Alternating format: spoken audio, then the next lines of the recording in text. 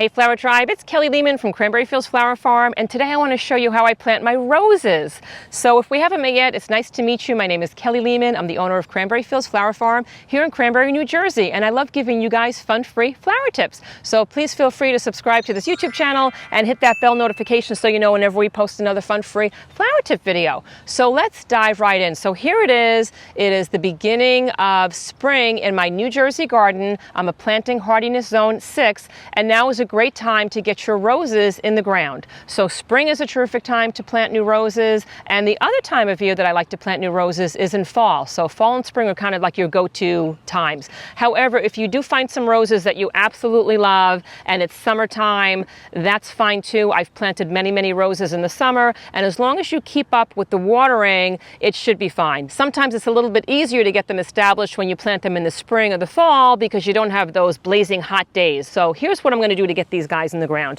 The first thing I did was I made sure that I watered these the night before. You want to make sure all that excess water is draining out of the bottom of the plant because you want to make sure that it's not soggy. You never want to plant, a plant in the ground that's dehydrated, that's already like kind of miserable. You want to make sure that you're putting a happy plant in there because it takes a lot of adjusting for them to kind of get established in its new home. So guys, when you're planting any of your plants, always make sure that you consult the little tags that come along with it because it's going to tell you the planting depth and it's going to tell you the spacing. So I'm going to make sure that I have enough space in this garden so when these roses start to grow, they have enough room between them. And I'm also going to make sure that when I dig the hole, I'm going to make sure that the hole is about twice as wide as the actual container that it came in because those roots need a chance to kind of spread out and get established, and it's much easier for the roots to stretch out in soil that's been kind of like chopped up. It's not so tough. It's not like, like compact. But I also want to make sure that I dig the hole the height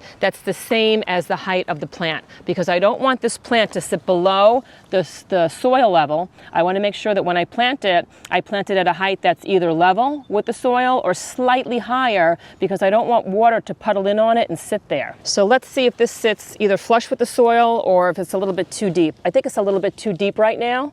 I don't want it to be below that soil level, so I'm going to do a little bit of a backfill. Chopping everything up because I don't want to have a lot of air pockets. This looks much better now. I'm going to very gently lift this so that I don't snap the neck. And I'm going to make sure that I loosen up some of those roots. I want to make sure that it's not root bound. Let me get the best face of the plant facing forward. And I'm tamping this down with my foot to get rid of some of those air pockets. I'm going to water this plant in before I apply the mulch so we can kind of lock in some of that moisture. And I'm going to go around the base of the plant. I try not to overhead water my plants because sometimes that causes moisture issues, so I always try to water at the base of the plant. Now that my rose is nice and watered in, I'm going to apply some mulch around it, and I'm going to make sure that I don't do the volcano and pile up all that mulch against the base of the plant because roses, like most other plants, need to breathe. So I'm going to make sure that I always pull back any kind of mulch that I have on this plant or my hydrangeas or my other plants, and I'm going to put that mulch around what is called like the drip line of your plant. So as the water, when it rains, as the water kind of comes off the leaves, it kind of winds up in an area that's around like this size of the plant. And that's a great place to apply most of your fertilizers and most of the mulch. So always leave a lot of space here. Never apply fertilizers against the base of the plant and never apply your mulch against the base of the plant. So let's put about 2 or 3 inches of mulch because that's just going to keep that moisture trapped inside and it's going to allow the plant to drink up the water before it gets evaporated back into the atmosphere. Once again, I'm tamping down any last air pockets that I feel. I don't want to have any air holes here. It's like making a little cake.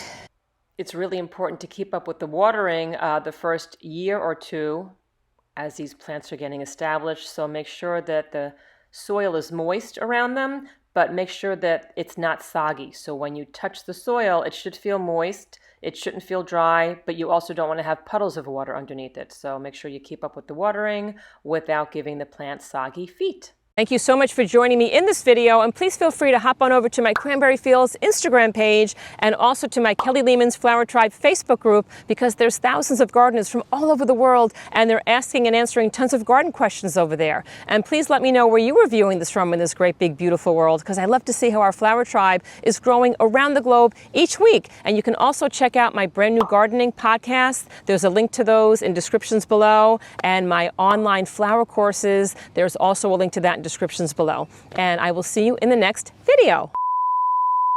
So I always try to just on podcasts, wherever you listen them to, that was a disaster. So let's just see it.